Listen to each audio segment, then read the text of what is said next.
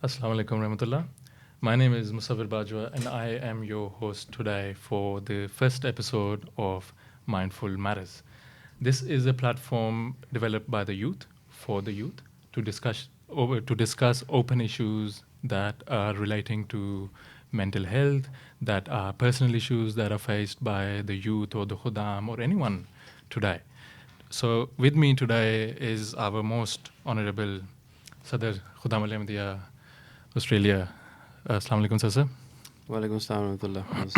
How are you today? Good, sir. Alhamdulillah. How are you? That's good. But by your question, I'm put at a little ease. That's I good. think, which is That's good. It should be very easy. Yeah. So, sir, this is the first episode of this podcast, and which is named Mindful Matters. Why do you think is there a need for a podcast by the youth for the youth to be developed? Firstly, I think it's a great idea, great initiative, because the idea itself has been brought on by the youth, and they obviously feel that there is a need of such platform or such program to be there, to give them some avenue, some platform to raise certain questions, certain topics, which at times may not be able to be addressed at other certain Jamaat events or Khuddam events.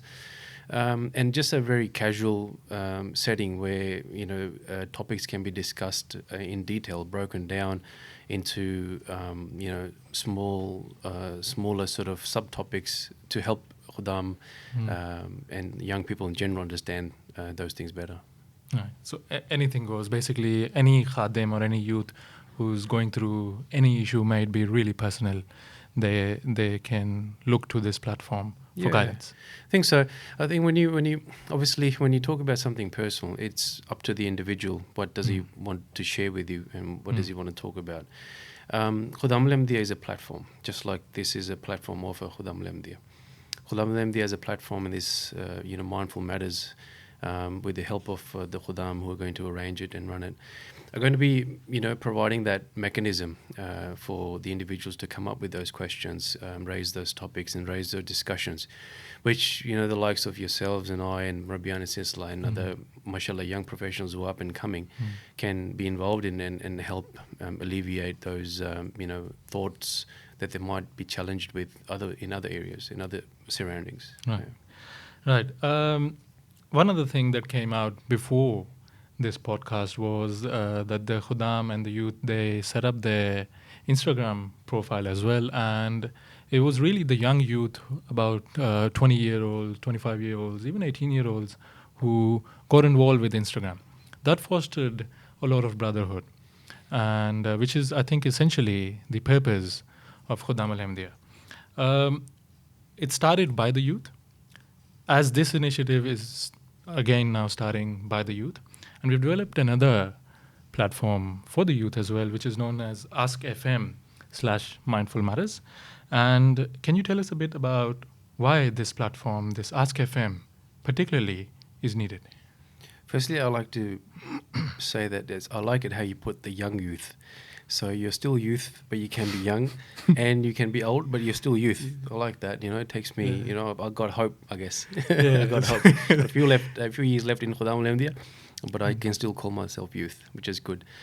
Back to your question, which is the need for, an anonymous platform where Khuddam can put questions forward. Really, is the need where sometimes an individual may lack some confidence, or we're all at a different level of faith, of spirituality, of understanding, more so if you go down a lower level, basic sort of understanding on who we are, where we come from, why we're here, what's our purpose.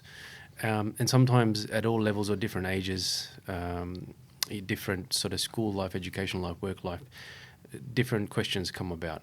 And at any of those stages, there can be some questions which might be considered as, hoodoos or something which we may not be able to ask our parents, or may not be able to ask, our senior, figures in the Jamaat or in Khuddam-ul-Ahmadiyya. So what this platform will do is enable those difficult questions and give that confidence to that individual that, hey, this is a a platform which I can use to put my question forward and not really be, judged by it. Not that, I don't think we are, or any one of us is in a position to judge anybody. However, there is that stigma that goes with a very difficult question. And that's in all circumstances, in all environments. And I know for a fact that there are even professional organisations out there who look at such platforms now to enable their staff or colleagues or reports to give them that platform to vent really and to share their concerns and without any sort of prejudice. That's what the whole idea is about that. So the Khadim who will reach out to at this platform, they can choose to remain anonymous, as you're saying. Yes, sure. Right. One of the issues, I think, when you talked about the Khuddam being open, and I think that there's no judgment involved when a Khadim asks a question. I know for a fact, as in my time serving under Sadr Majlis, that he will not judge you. And doesn't matter how personal a question you might ask, there is no judgment involved. But there is a stigma. It is the person who is asking the question or who is in need of an answer. It is he who thinks that he will be judged, not the seniority who will actually judge him. So through this platform, we are giving you a way to start that conversation, the personal issues that you are faced with, and you can put these issues directly to Sadr Majlis, to various missionaries around Australia as well, and get in touch with them and seek your answers directly from them, rather than going to your family. Sometimes you might be afraid to go to your family because there might be a generation gap. There might be judgment involved. Personally, there shouldn't be, but there is. Sometimes you don't go to your friend. But this is a platform which will enable you at the start to start a conversation and be more open with your fellow Khuddam. When they ask these questions, the panel is yourself and missionaries. Can they also meet you? Sure, the door is always open. But that'll take away their anonymity. If they want to remain anonymous and meet, I don't know how that's going to work. But the door's always open. We like to think that, we are in this position and we have a responsibility, to enable Khuddam to become better Muslims, better Ahmadi Muslims. And again, that platform comes into it. So our programs, the ijtimas that we run, or the rallies, or the tabiti classes, or the talim classes, the picnics and everything like that, the whole purpose of that is to create that bond, that brotherhood, that we are among good company, each other, and we're able freely to discuss our problems with whoever we feel comfortable with. It doesn't have to be me. It doesn't have to be Mrabi Sisla. It can be you in certain cases. I've noticed that, and it's mashallah the senior Khuddam, as you say, growing up now, who've 7 years ago they might be just coming out to be a Khadim, and I've seen them grow up into such fantastic young leaders, and to be able to answer those really challenging questions to their juniors, which is very good. So it's an evolving system. It keeps up with time, and the whole reason for that is that we are a spiritual community. We don't have any worldly desires. We don't have any worldly goals. Our goal is to be the best Muslims that we can, to represent the Islam that was brought by the Holy Prophet ﷺ under the revived movement of the Prophet Messiah ﷺ, our Jamaat. And then alhamdulillah, we're very blessed that we have a Khalifa who day and night, I'm not sure how many hours he sleeps, because he works tirelessly to ensure that we need to be, or we get to where we need to be in order to have the pleasure of Allah Ta'ala and be those members, those Muslims who are comfortable, not only comfortable, but confident in ourselves, who we are. And to get to that level, there's going to be questions. There's going to be some difficult conversations.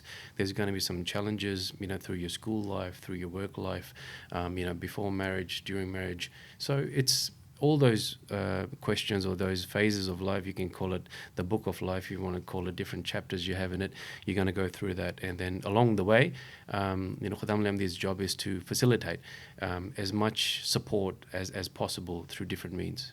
Right. Jazakallah Sahab. Moving on to your time as Sadr Khuddam-ul-Ahmadiyya, it's roughly comes to about now 7 years, which I'm correct. What do you think at that time, for example, when I started as Mutamim Khidmat Khalq, if I remember, I was only 21 years old. Now You were the young youth. I was the young youth, and now there are more youth who are behind the scenes to this platform who are coming up into the forefront now. What do you think is the challenges of then and now? I think, in my personal experience, challenges are always the same. They just take a different shape, maybe a different form. But the fundamental challenge is always the same for a young person. No matter where you are, you could be growing up in a Muslim country, you could be growing up in a non-Muslim country, but I think as a young person, the challenge is going to be the same. When you are a tifl, you are, the focus is on your education, both the primary and also the religious side of things. As soon as you turn a khadim, you are more expected on the Khuddam-ul-Ahmadiyya level, Jamaat level, to do a bit more practically, right, but at the same time keeping up with your religious education and improving your knowledge about Islam and Ahmadiyyat. So I would say that no matter what era, what time it is, we get thrown different challenges. Before our time, there were challenges still. And all those fundamental challenges still remain.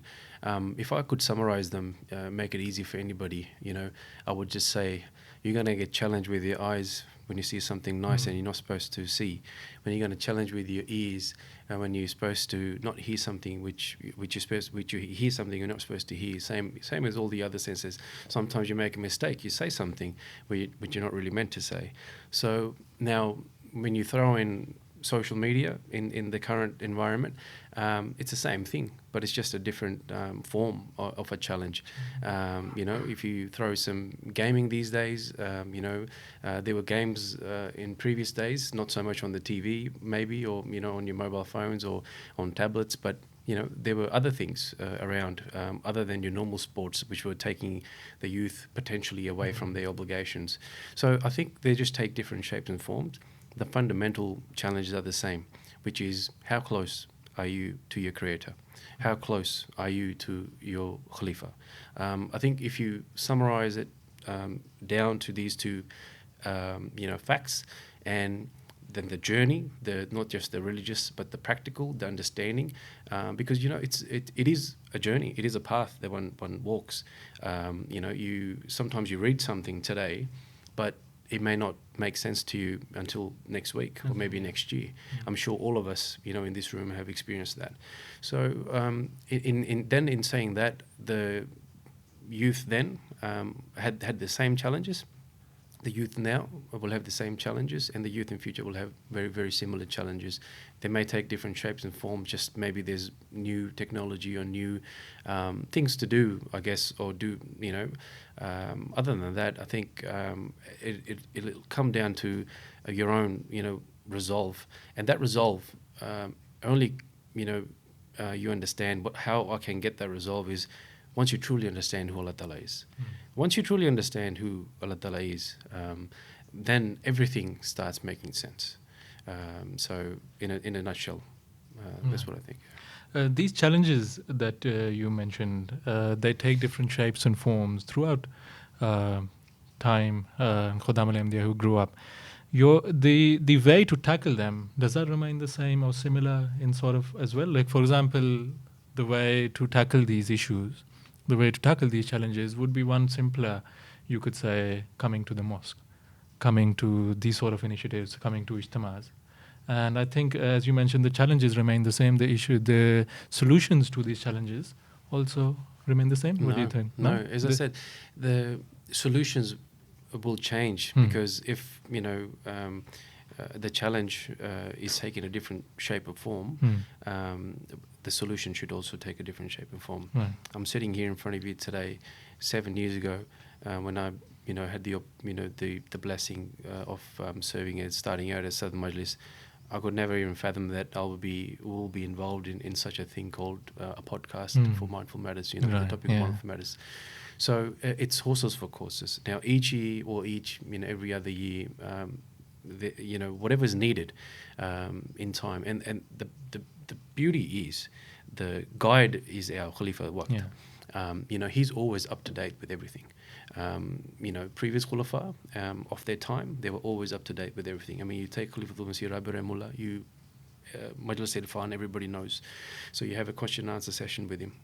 What question is there that he cannot answer? You take our current Khalifa, mashallah, we have had the opportunity to have 2 virtual mulaqats, one for Khuddam and one for Atfal. What is there a question that was put to our beloved Imam that he didn't answer? So and that's not to say that he's there because he's got the knowledge, he's got the guidance by God Almighty. So his knowledge, what he's answering, what the knowledge or the solutions, I guess, if you want to put it, to the challenges or to the hurdles that we have, it's all Quran, right? It's easy for me in the olden days, read Quran, read this chapter and everything like that.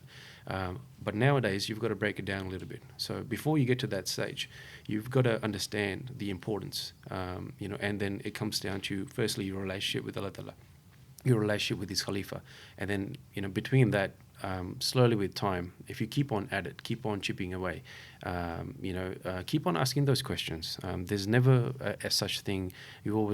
I've been told all my life there's never such thing as a silly question. Every time I had something on my mind, I would always ask, no matter how tough it was, no matter how difficult it was. If I didn't get satisfaction by the person who was asking a question, I went somewhere else. So until I got that satisfaction, I kept on asking. And most importantly, you got to ask yourself, who are you? What's your purpose? Why are you here? So once you firstly are able to answer within yourself, then I think what the answers you're going to get from other people are going to make a lot more sense. Yeah. So if you never ask, for example, sometimes Khadim might think in Q&A, for example, this is a stupid question, I should not ask it. But if you never ask, you will never know the answer. What's the worst that can happen? Yeah. Somebody goes, this is that question, that's that question. But ask anyway, ask anyway. If the person, whoever's, in front of you is not able to answer that question or doesn't want to answer that question, it doesn't mean there's nobody else, who cannot answer that question. So, as I said, we'd like to utilize platforms such as these, and Askfm, and obviously, the one-on-ones. I like to take this opportunity to ask all Khuddam that, like yourselves, that you were able to come knock on the door, give me a phone call, send me an SMS. My phone number is, I think, is public, I'm pretty sure. So it's not private. I don't like private phone calls. We'll put it on there, even if it's not public. Yeah, it's okay. So just call. If you don't like emailing, call. If you like emailing, email. If you like SMS, SMS. If you like WhatsApp, WhatsApp. So whatever you're comfortable with, but ask the question. And the reason why I say that is because, again, we're guided by our Khalifatul Masih. We, in the last mulaqat we had in 2018, I remember, may Allah be His helper, emphasize that the questions of Khuddam, of young people, of in particular the children, should be answered. So he said in that mulaqat, you arrange a Q&A. If your Murabi Sisla can't answer the question, go ask Amir Sahib. If your Amir Sahib can't answer the question, write to me.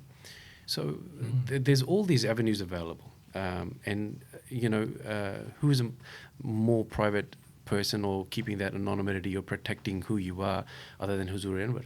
And as his representative here, it's our fundamental responsibility that if you don't want anything to be shared with anybody, if you walk into my door by yourself, and you have a challenge, you have an issue, you can have the confidence that you can ask a question in complete and utmost confidence, and you can be assured that is my job, because I'm responsible to Huzur Anwar Khalifatul Masih, who says that private matters should be kept private, and Khuddam, young people, should have the confidence in their office holders that they can ask them whatever they need to ask them to give them that confidence, that comfort level, and help them improve and become better Muslims. Right. Yeah. A lot of the challenges can be solved by asking questions.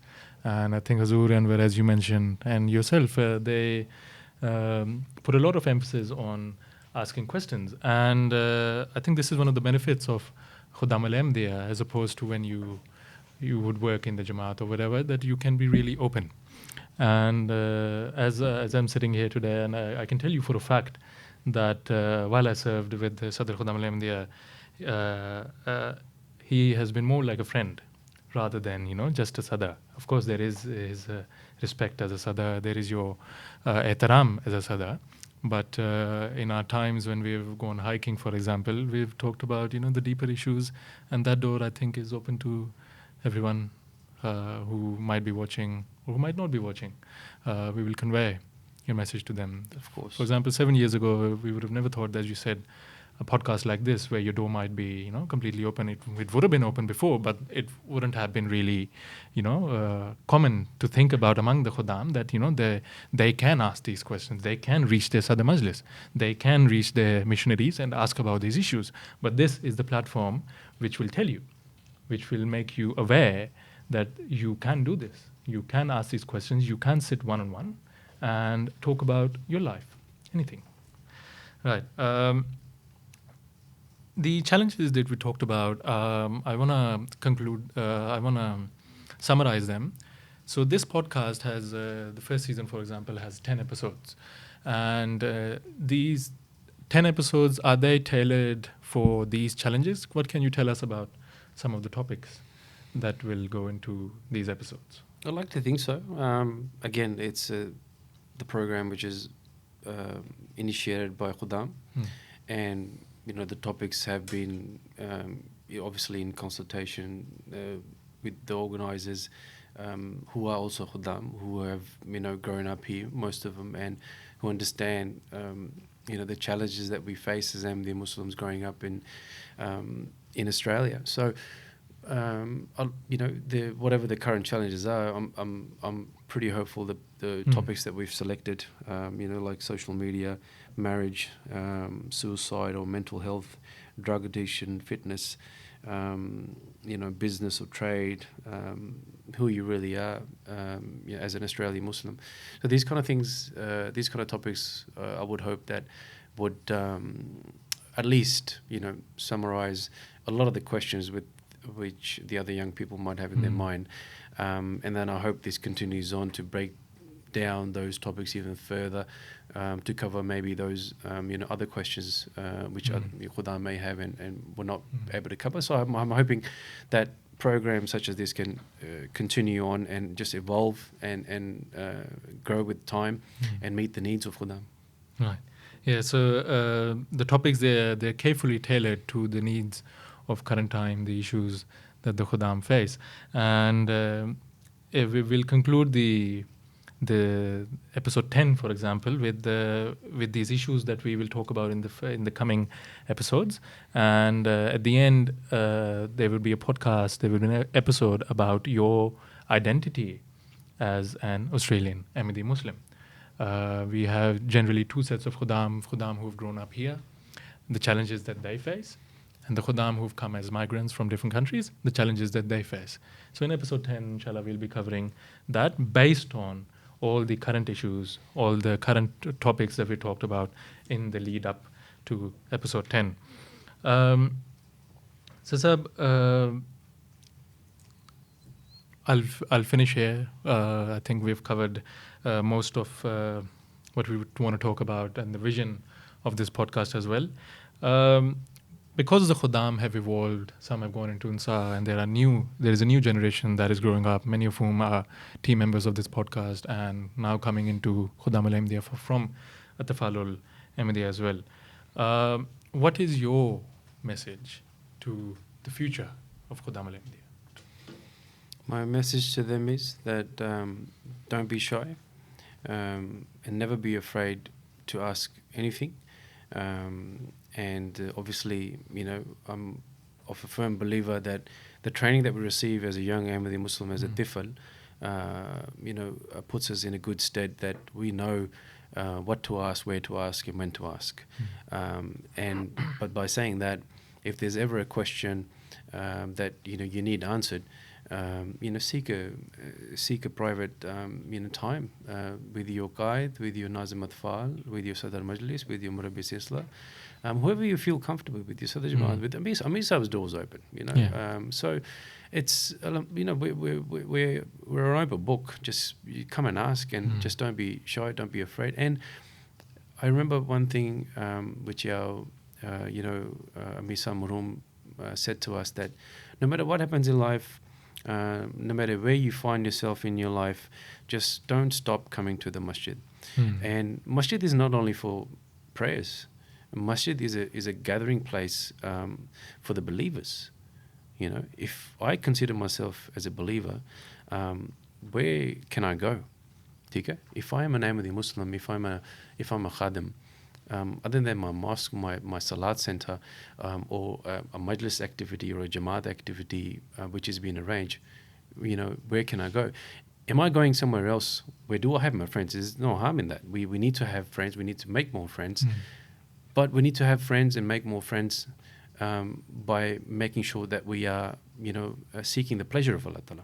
If any of our friends or any of our habits or any of our practices are deviating us from, seeking the nearness of Allah Ta'ala, or seeking the unhappiness, God forbid, of our Khalifa Waqt, then is that the right path? Is that the right, friend for you? Is that really a friend? Reflection, in your definition, exactly. So, the younger you are, the sooner you should reflect or start reflecting, and the quicker the journey will become clear to you, the path will become clear to you. So just keep chipping away. That's what I say. It's a long journey. It's not an easy journey by any means, but by the grace of Allah Ta'ala, that if you continue to, Allah Ta'ala says, if you take one step close to me, I'll come 10 steps. If you come walking to me, I'll come running to you. So it's all there. You take the step. Come forward. If you have a question, if you want to meet me at any time, the door's open. Whether you are a tifl, whether you're a khadim, whether you're a young khadim or a middle-aged khadim or an old khadim, the door's always open. Still a khadim. I think it's really important because the bigger your goal is, the more is the struggle for it. And as Ahmadi Muslims, I think comparatively, compare it to the world, everybody has a goal in life. They want to be successful businessmen, they want to succeed at science, they want to become good doctors. But the bigger your goal is, and as Ahmadi Muslims, our could be the biggest goal, which is seeking God, essentially of life. And the harder would be the struggle, but the greater is your reward. So one other thing before I finish, when you talked about coming to the mosque, there are youth who come to the mosque, for example, for sports. There are youth who come to the mosque just for prayers, but do not engage themselves in other activities, which fosters brotherhood. How important is the balance? That is up to the individual. Balance is extremely important. When you're in primary school, it's a very set routine that you go to school, you come home, you do homework, if you have homework, and then you play a bit of sport, you play a bit of games. Come Sunday, you go to the mosque, right? As soon as you hit 15, 16, when you're a khadim, you're expected to do all of that, then do waqar-e-amal. And play sports, and attend general meetings, and so on and so on. And as you get older, it gets a bit more challenging. You're expected to do all of that, which might be at uni level, go to uni, add work into it, earn a bit of money, and and do some tabligh, do some khidmat al-khalq. So the challenge is and at the same time do waqar-e-amal, come to the mosque, do namaz. So the balance is there, like Allah says in Holy Quran, like Rafiddin, there's no compulsion on religion. So you do what you can. Prioritize your activities with your obligations first, and then the other things afterwards. And that is what our beloved Imam tells us as well, that our obligations should be our priority. Our prayers, our recitation of Holy Quran, because that's where you're going to get the nearness to Allah. That's where the Holy Quran is going to give you the guidance firsthand when you understand the translation, that this is God's words, this is what God wants us to do. When you read that firsthand, if you don't understand that, then read the commentary. You try to understand a bit more. If you don't understand that, you ask somebody. Those are the compulsory things. Watching Huzur's Friday sermons, those are the compulsory things. Everything else, you chip away at it, you do what you can, because remember, you've got to fit in your uni, you got to fit in your high school, you got to fit in your you got to fit in your work if you're working part-time. So there's only 24 hours in a day. We like to think you sleep 6 to 8 hours, some less, some a bit more maybe, hopefully no more than 8. But it's time management. And I don't think there's any other, and I might be a bit biased here, but I don't think there's any other organisation that teaches you time management as well as Khuddam-ul-Ahmadiyya does. Because public speaking, taking interviews, doing interviews, speaking or arranging at events, everything is there. And there's been a number of Khuddam who have come to me and said to me that because of this event, I was able to use that on my resume, or I was able to, demonstrate in my job interview that this is what I've done at Khuddam-ul-Ahmadiyya or the youth level, and which helped me get that job. So it's a training ground, basically, not just for you as a Ahmadi Muslim, which is obviously it is fundamentally, but also for you as a person out in the world. It will help you in the world, and for a fact, I can say there's one of the Khadim who used to work with me in Khidmat-e-Khalq. He managed large teams of volunteers all across Australia. And when he went for a job at Deloitte, in the interview, after hiring him, she told him directly, I'm not hiring you because of your degree of university. I'm hiring you because of your conflict resolution experience, managing large scale of volunteers. I'm hiring you because of that. She said to him to his face. So, these experiences, these skills that you learn within Khuddam-ul-Ahmadiyya, within this podcast, within this platform, they will help you in your worldly life as well. And you talked about Wakarim. There's this recently, the boys put up a video, a time lapse of the mosque upper hall. They were completely rebuilding the roof, and all these boys who were involved in that project, it is essentially when they were together, they came up with this initiative. And that would have never happened if they would have never come to the mosque, if they would have never done Wakarim. I think we'll finish here. Jazakallah Sahab for your precious time. I know how important time is for you and for everyone. But it's important that we discuss these issues, and it's important for the Khuddam to know that the door to Sadr Majlis, the door to seniority, to missionaries is open, and they can ask these questions.